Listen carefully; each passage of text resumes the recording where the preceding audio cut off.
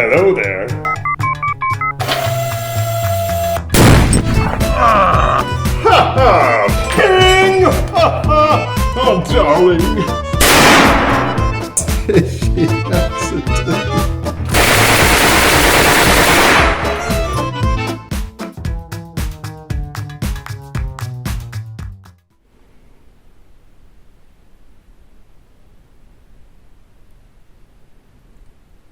Bonjour, je m'appelle Toupie et je viens vous aider à croire en vos rêves. Ah, parce que t'as cru que ça allait bien se passer en plus? Bienvenue en enfer, morue! Bonjour, bonsoir à tous, c'est Adrien du French Grenier, comme d'habitude. Les pièges. Ah, quelle grande habitude des manufactures d'armes. Et notamment de notre manufacture d'armes et cycle de Saint-Étienne à nous, qui a fait globalement des pièges spécifiques à chacune des 2 millions d'espèces animales connues. Des pièges à souris, à petites souris, à grosses souris, à très grosses souris, à souris volantes, à souris d'arbres, à souris à dents de sabre, à souris loutres, bref, à tout, y compris à souris bipèdes. En effet, les canons dits de réjouissance étaient bien entendu aussi collés derrière les portes et les fenêtres suffisamment imprudentes pour se laisser ouvrir par des souris bipèdes malveillantes, n'est-ce pas? Parce qu'évidemment, depuis le piège, on va dire classique avec des dents, là, celui que vous voyez dans les cartoons, le chemin vers les pièges à feu était assez court, en fait. Et il y en a eu beaucoup. Des vieux, des modernes, des bizarres, des encore plus bizarres, des verticaux, des sensibles, enfin bref. Mais le plus énervé que je connaisse, c'est celui qui a été déposé par James Alexander Williams, un Texan. Bah tiens, le 21 août 1882. Et ce piège, c'est carrément un revolver Colt posé sur un chevalet. Et quand une taupe là pointe le bout de sa cécité face à ce truc, et bah blam 44 directement dans ta gueule. C'est vénère. Remarque, c'est vrai que pour avoir vécu personnellement une invasion de rats, tu deviens assez vite hargneux. À force de pas dormir et face à la probabilité assez grande de découvrir une bouse de rat sur le tapis le matin. Ouais. Les vieux de la vieille de la chaîne savent ce qui lui est arrivé à ce rat. Et ben aujourd'hui, figurez-vous que on va tester un piège à taupe.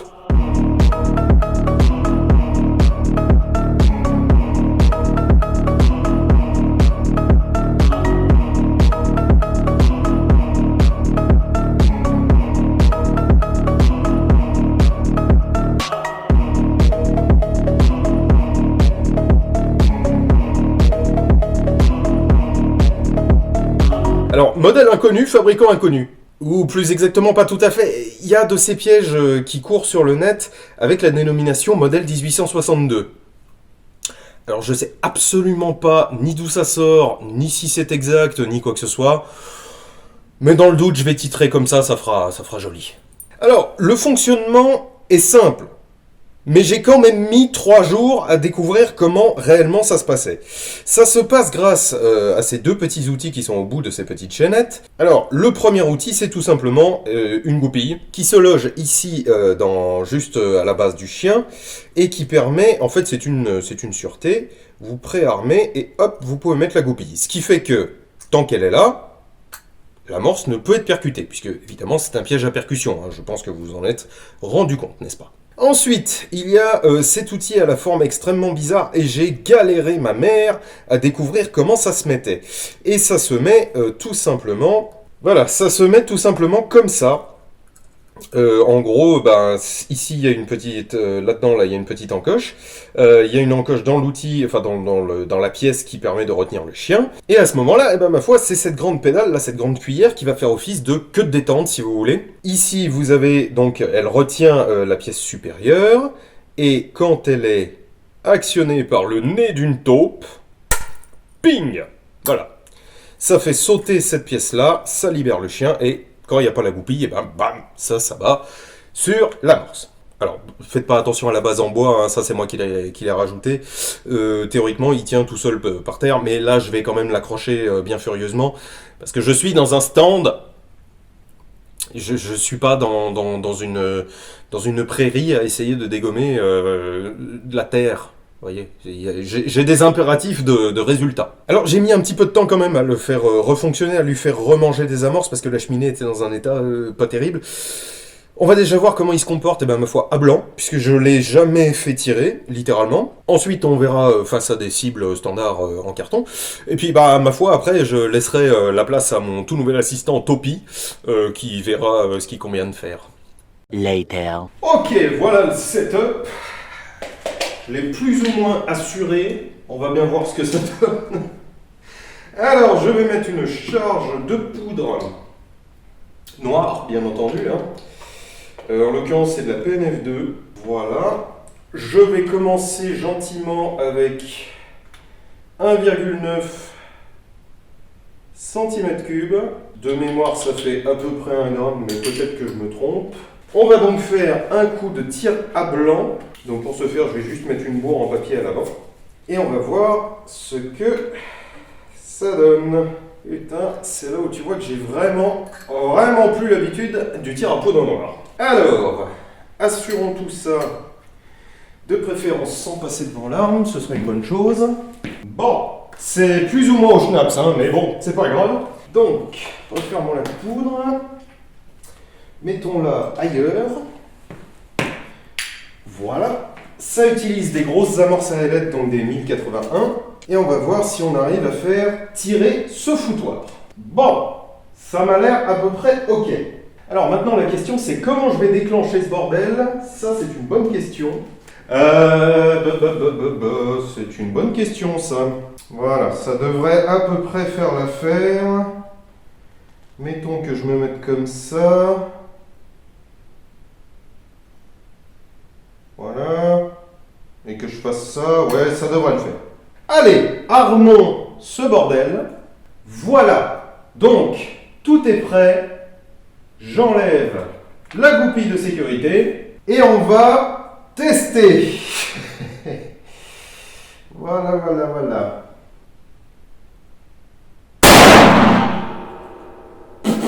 Putain. D'accord.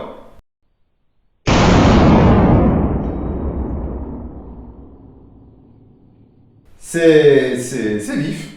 On en fait un deuxième avec un petit peu plus. Après tout, c'est à blanc, On peut se permettre. Mettons le double. Soyons des abrutis. Mettons le double. Alors, avant toute chose, je remets le chien au demi-armé. Je remets ma goupille de sécurité. Voilà. Nous passons donc à presque 4 cm3 de poudre. Il n'y a plus qu'à, Alors, je ne suis pas absolument certain que ce soit réellement comme ça qu'on la met, mais j'ai réussi à le faire marcher comme ça, donc je ne me pose plus trop de questions, personnellement. Voilà, j'enlève ma goupille, et c'est reparti.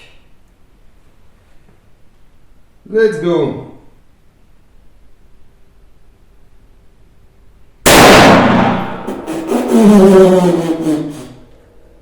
Ok.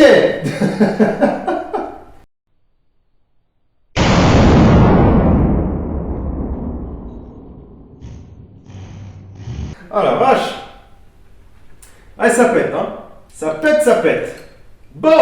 Eh ben, testons sur cible cette fois. Donc je vais rapprocher tout ce bousin parce que je suis absolument pas certain de la dispersion. Donc bon, voilà. Allez, à tout de suite.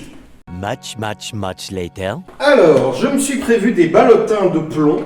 Donc c'est du plomb numéro 5 et j'en ai mis 8 grammes. C'est-à-dire comme dans une 12 mm à peu près. Alors, je vais essayer de caler mon engin de la mort là pour qu'il tire un peu plus haut. La visée va être un petit peu aléatoire. Je vais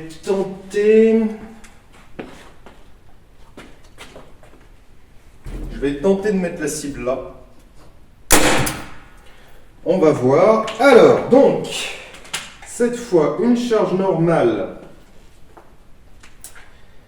dans mon bazar. Alors, attendez. Il faut juste que j'arrive. Allez, voilà. C'est fait.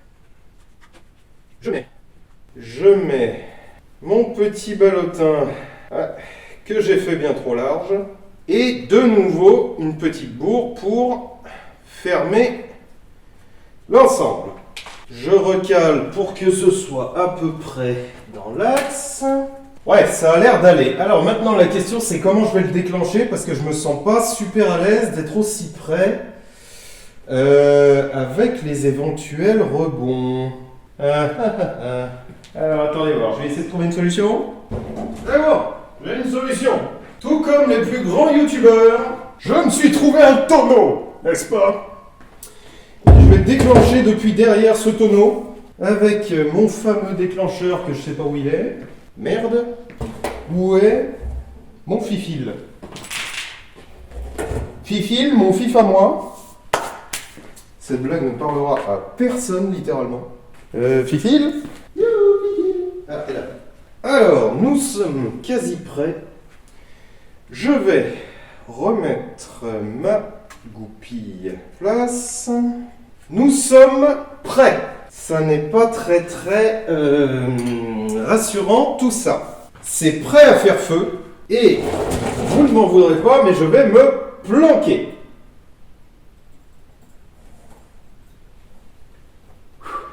Trois, 2, 1, feu!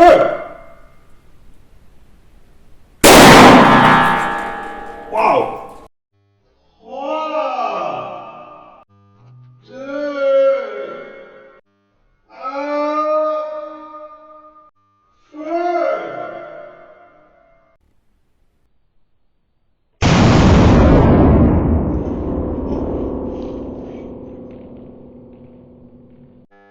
Waouh!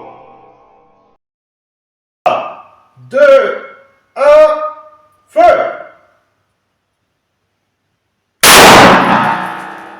Waouh!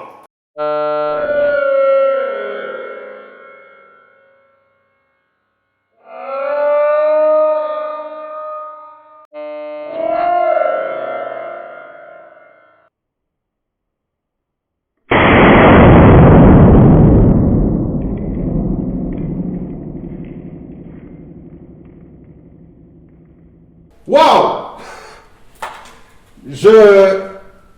Où est la cible? Oh putain, elle est quand même pas tombée là derrière. Bah si! Bah évidemment! Et merde! Alors attendez, je vais essayer de récupérer ma cible.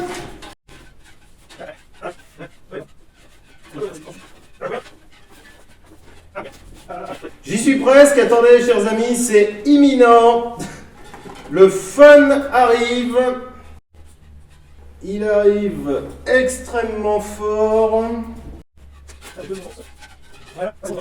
Ça y est, je la sens. Je l'ai. Oh merde. Et ben c'est... Ouais, alors j'étais un peu haut. Mais malgré tout, ça le fait à peu près. Hein. Bon. Alors je vais aller me laver le bras. Déjà. Et puis, en attendant, je vous laisse avec Topi.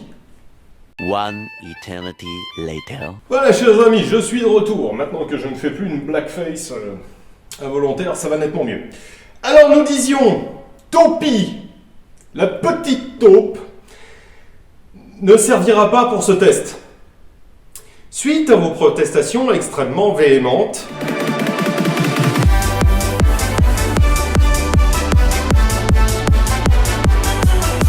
et à ma meuf qui m'a fait des yeux de chat, Topi me servira de porte-clés, je pense, et sera remplacé par son cousin moche, Topo. Voilà. Son petit nom, c'est Graphie. Ceci est Topi. Ceci est Topo. C'est le même, mais il est moche. Et figurez-vous que Topo a une super envie d'aller manger un bout de fromage que j'ai placé directement sous ce piège. Et donc, il va se faire éclater la nouille, littéralement. Je le tiendrai comme ceci. Il va blablabla comme ça, et puis blablabla. Voilà. Et nous verrons ce qu'il reste de Topo à la fin de ce test, histoire de voir si ce piège était réellement efficace ou pas. De nouveau, même opération.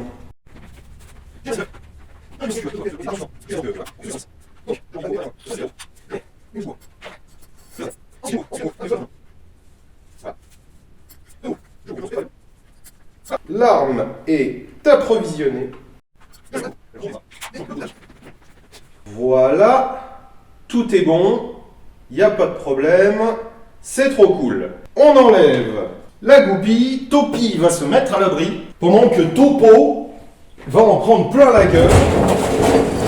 Est-ce que je peux faire ça comme ça? Oui, c'est parfait. Ça ira très bien. Allez, on enlève la goupille, l'arme est prête à faire feu et Topo est prêt à se faire enculer sa mère. Topo est trop curieux, il va vérifier si le bout de fromage est intéressant et...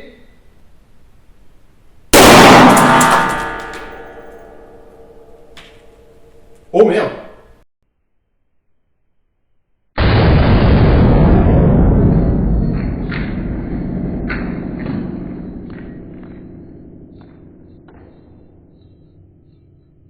Où est le... Ah. Ah.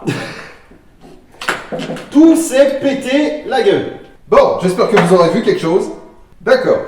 Bon, alors, le piège a survécu. Ça, il n'y a aucun souci à ce niveau-là. Topo, en revanche... Ah. Ah. Ah. Ah. Ah. Ah. Topo est en train de prendre feu. Alors voici la tête de Topo. Et voici le corps de Topo. Attends. Attendez.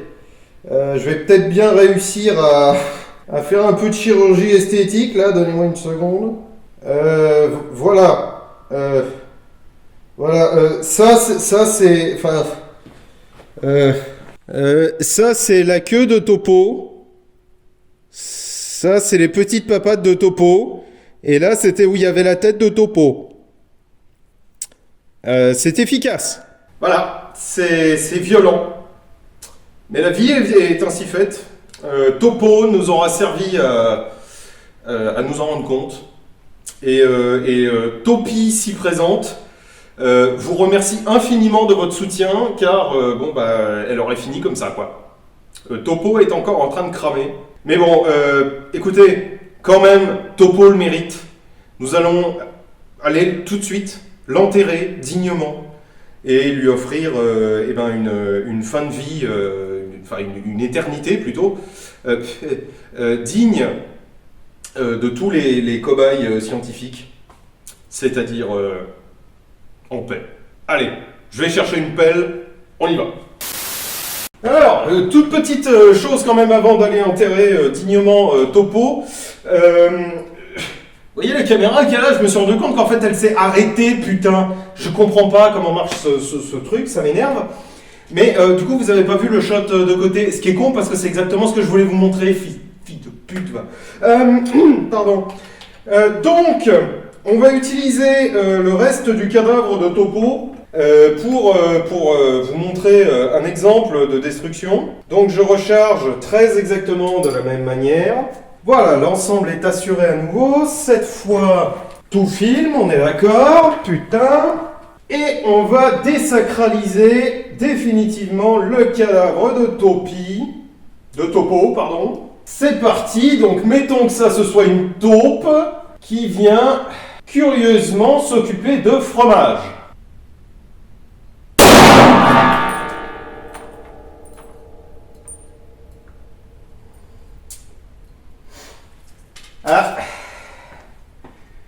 Ah, il reste plus grand chose du cadavre de Topo, hein.